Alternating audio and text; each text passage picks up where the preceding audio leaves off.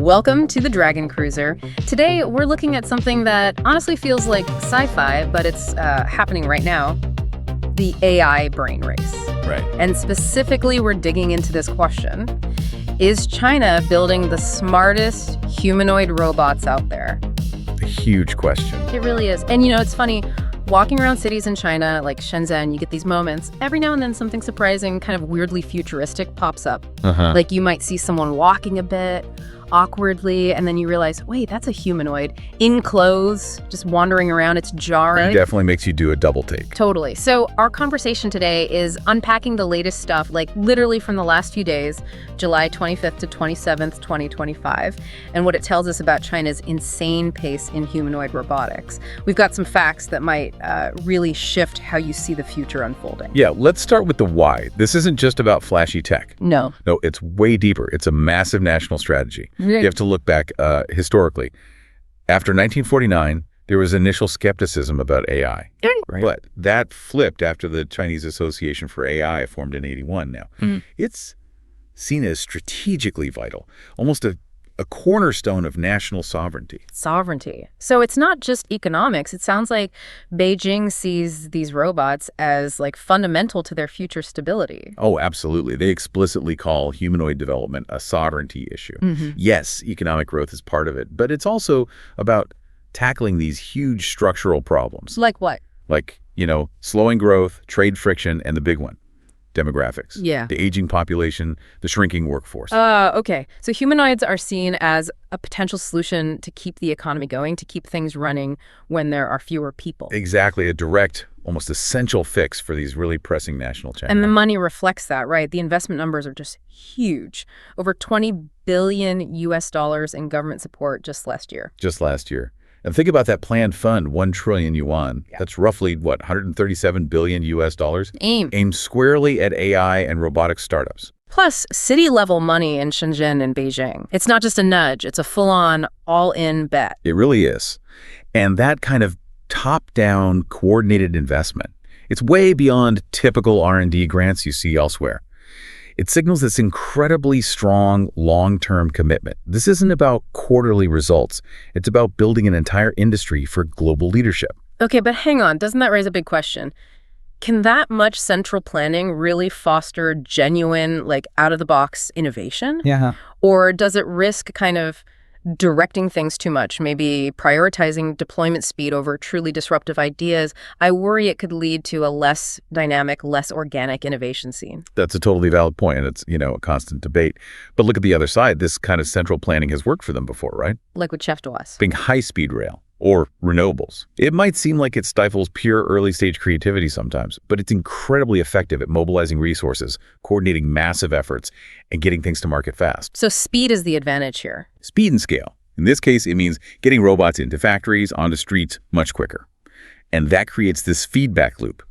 Deployment, data, iteration. It's about practical application, maybe even market dominance, not just tinkering in a lab. That's a compelling counterargument. Focusing on the iteration loop. Okay, so this huge investment, this strategy, what does it actually look like on the ground? What are the cutting-edge things these robots can do right now? Okay, let's talk specifics. UBTech's Walker S2. Big news just recently, the key thing, autonomous battery swapping. It swaps its own batteries. Yep, by itself, which means it can run 247 continuously. No human needed to plug it in or swap packs. That's huge for usability. Wow. Okay, break that down. It's what, 1.6 meters tall? 1.62 meters, 43 kilos. It feels its battery is low, goes to a station, takes out the old one, grabs a charged one, puts it in, all in 3 minutes. All by itself. And it's not just a lab demo. No. Already being tested on production lines. BYD, NIO, Zeekr, major companies. It's moving parts, assembling things, real work around the clock. That is a game changer for industry. Okay, what else? Then you've got Keenan Robotics. Their X-Man F1 just debuted at WAIC 2025 in Shanghai. This one's moving beyond just one repetitive task. How so?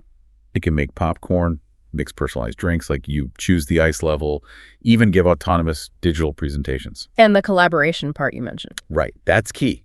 It worked with the logistics bot, the M104, for a healthcare demo. And with the delivery bot, P10, in this mock lounge bar, making custom Johnny Walker Blue Label drinks. Okay, that's pretty fancy. Making bespoke cocktails. It's not just one robot, it's a team. Exactly. It's system interoperability.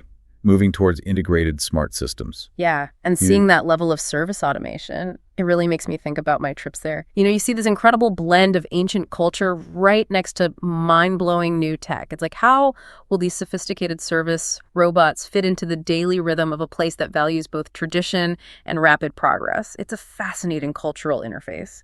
It really is. Yeah. That seamless integration is the goal, blending the new without completely disrupting the old. And mobility is advancing too.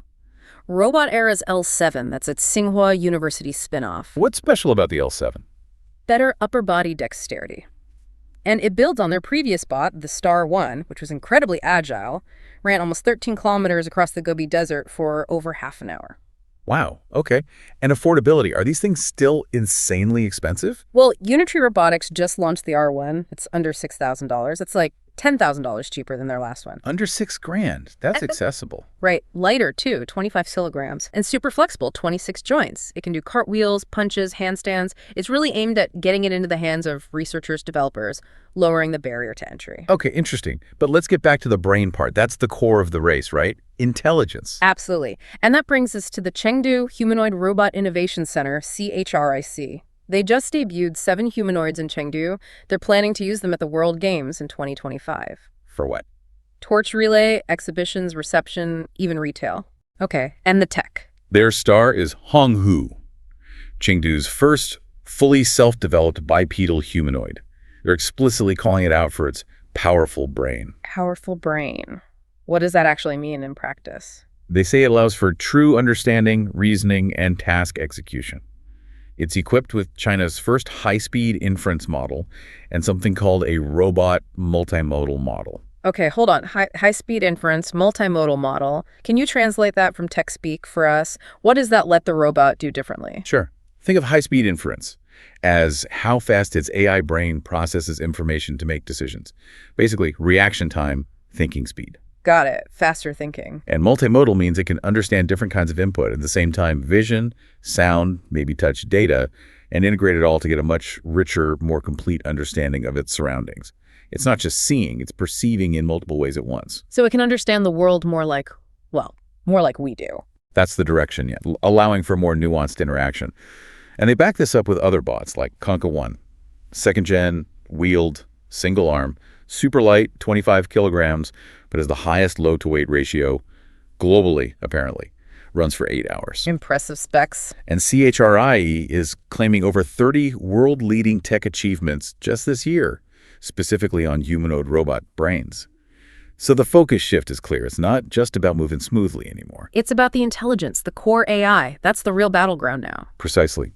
Moving beyond just physical prowess to genuine cognitive abilities, what's under the hood is becoming paramount. Okay, so we've got the national strategy, the massive funding, these specific tech leaps.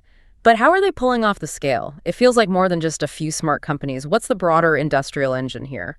It's definitely an ecosystem play. Look at events like the Hubei Humanoid Robotics Conference in Beijing just days ago. Over 400 people, 80 exhibits. They signed deals between industry associations, innovation centers, focusing on R&D, market expansion, talent pipelines. It's coordinated. Regions working together, not just companies competing. Right. And WAIC 2025 in Shanghai participation was up 60%. Plus, using events like the World Games for robot sports. Marathons, the boxing. Yeah. It's brilliant, really. It's a real-world stress test for the hardware and software. And it gets the public excited, maybe build some trust. It's very pragmatic. Testing in public, building buzz. Makes sense. And the investment keeps flowing. Oh, yeah. Robot Era just got nearly $70 million in Series A. And then XPeng, the EV maker, they're putting a staggering $13.8 billion into humanoids. $13.8 billion from a car company. Yep. They want to totally revolutionize their manufacturing lines with these robots. That's not dabbling. That's a fundamental strategic shift for them. That shows incredible confidence in the tech's impact. And it's not just private VCs or tech companies. No, state-owned giants are placing orders too. MII gave about $12.5 million to UBTech. China Mobile ordered around $17.3 million worth from Agibot and Unitree. And analysts like Morgan Stanley see investor interest really picking up, especially since NVIDIA's CEO talked up physical AI at CES 2025. So the momentum is real, and this is all built on that huge government backing we mentioned, plus China's existing massive manufacturing base and supply chains. That's a huge inherent advantage for scaling up production and driving down costs. Okay. Costs. How much are they expected to drop? And I have to ask, when you push that hard for scale and cost reduction, is there a risk to quality? Could we see rushed, maybe unreliable products hitting the market? That's a critical question. The projections are ambitious. Bank of America thinks the average cost could go from $35,000 down to $17,000 by 2030, especially with Chinese components. Some makers think they can have costs in just a year. Have them in a year? That's aggressive. It is. But on the quality point, I actually think the real-world proving grounds help here. Deploying them in factories in these robot sports, it generates tons of data. A continuous feedback loop. Exactly. More deployment means more data on failures, weaknesses, what works. That allows for rapid iteration and refinement. So the argument is that this industrial push doesn't just make them cheaper, it actually makes them better, faster, because they're constantly being tested and improved based on real-world performance. Okay, so the testing improves quality, not compromises it. That's interesting. But does dominating the factory floor automatically mean they'll dominate, say, the consumer market? Homes are messy, unpredictable. It's not a controlled assembly line. That's the next frontier, and you're right, it's a different challenge. Industrial reliability isn't the same as domestic safety and user-friendliness. Yeah. But the core tech gets refined first. Right. So putting it all together, what does this mean for us, for the audience? Where are we actually going to see these robots showing up? And just how big could this market get? Well, the use cases are already spreading out, thanks to the better AI and lower costs, beyond the factories, like the Walker S2 or XPeng's Iron Robot. We're seeing them in public safety. Yeah, you mentioned seeing that humanoid police bot patrolling subway stations. That's a real deployment. Still kind of blows my mind. Okay, yeah. Where else? Service and retail are big targets. Keenan's X-Man F1 doing drinks or presentations, the Chengdu bots doing reception or guiding people at the World Games. Then domestic help is definitely on the horizon. Domestic, like robot butlers. Getting there. Think Astrobot S1 demo show it cooking, cleaning, even shaving cucumbers. Shaving cucumbers. Okay, that's oddly specific. Yeah. Or Keats Ray robot that can grab you a drink from the fridge. Plus, specialized uses like firefighting, tourism assistance, even entertainment, those robot boxing matches or soccer games. It's about making them visible, useful, and maybe even fun. Trying to normalize them. And the market size, the projections sound wild. They are staggering. In China alone, the market's predicted to jump from maybe $384 million this year to over $10 billion by 2029. That'd be nearly a third of the global market. $10 billion by 2029, just in China. And globally. Global forecasts are mind-boggling. UBS thinks $1.4 to $1.7 trillion by 2050. Some predict 2 million humanoids worldwide within 10 years. 2 million? And maybe 300 million by 2050. Okay, stop. 300 million humanoids globally by 2050. I can't even wrap my head around that number. And Morgan Stanley thinks China will have the lion's share. Like 300 million just there versus maybe 78 million in the US. That gap. They explicitly note a widening gap. It speaks to the sheer scale of China's ambition and their potential first-mover advantage in mass deployment. If you start imagining a world with that density of robots, what are the first big changes we'd actually see in our daily lives in our cities? Forget 2050. What about the next decade? It's about that mass application advantage. Deploying them everywhere generates invaluable real-world data, which feeds back into the AI training, accelerating improvements exponentially. It's not just building more, it's learning faster than anyone else by putting them everywhere, reshaping industries first, then public spaces, maybe even homes. Which brings us inevitably to the societal side. This is where it really hits home for people listening and watching. What are people saying? What about jobs?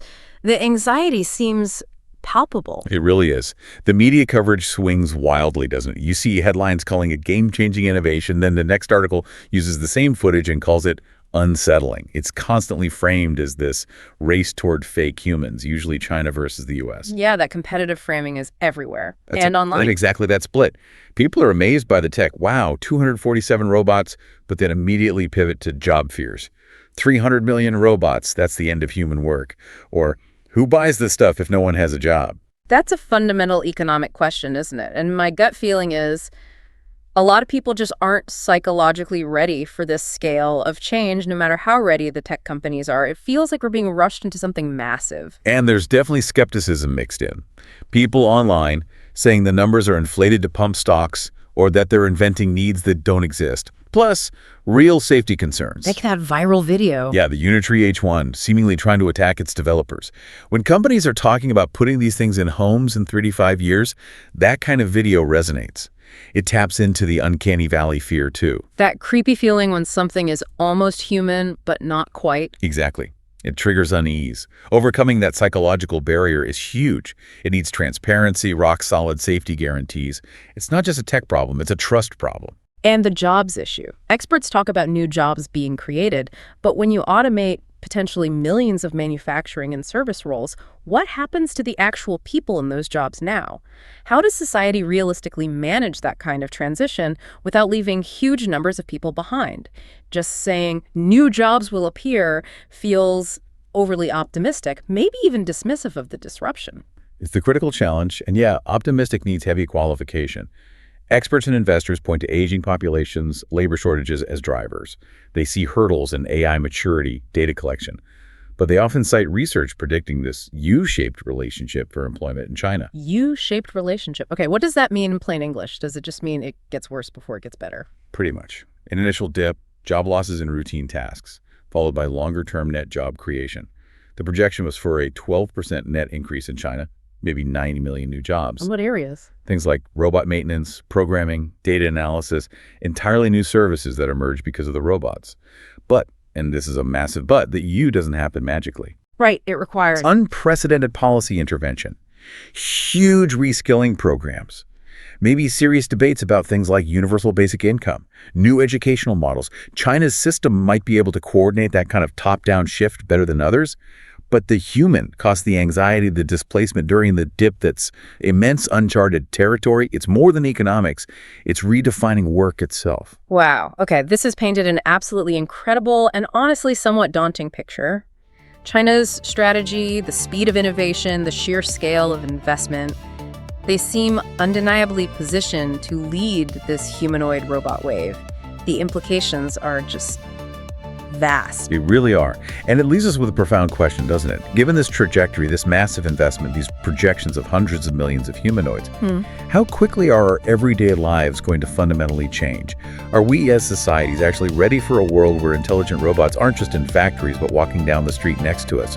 What does a human future even look like with 300 million humanoids sharing the planet? That's the question to ponder.